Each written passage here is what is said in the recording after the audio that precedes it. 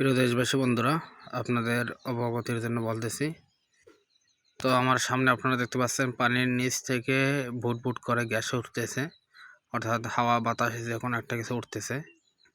তো এইটা প্রচুর পরিমাণ উঠে।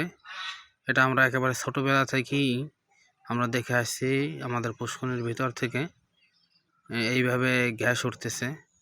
তো আপনারা যদি রাষ্ট্রীয় সম্পদ মনে করেন তাহলে আমাদের সঙ্গে যোগাযোগ করতে পারেন।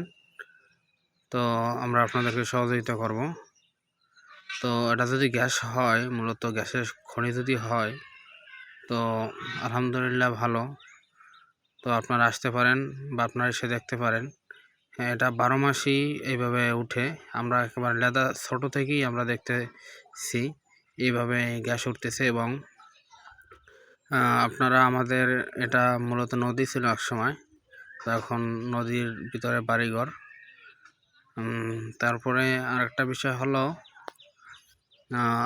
মানে আমরা ছোটোবেলায় যখন আমার বয়স 9 থেকে 10 বছর, তখন আমাদের পুষ্করিণীগুলো যখন শুকানো হইতো, তখন আমরা মালই, অর্থাৎ নারিকেলের মালই ফুটা করে আমরা যে জায়গা থেকে গ্যাস উঠতো সেই জায়গায় বসাইয়া সেই ফুটে আগুন ধরাই দিতাম। তো আমরা সেখানে আগুন ধরতে আমি নিজে করেছি এটা। তো আমাদের এই পাশেই আমাদের খাল আছে, খালে আমি ট্রাই করছি, তবে এইটাই পানি শুকানোর পর আমি ট্রাই করে নিই। তো অবশ্যই মানে একই পদ্ধতি সিস্টেম।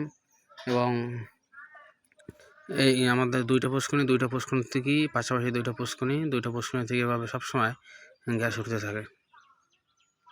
আপনারা যদি মনে করেন এটি রাষ্ট্রীয় কাজে ব্যয় করা সম্ভব, তাহলে আমাদের সঙ্গে যোগাযোগ করতে পারেন।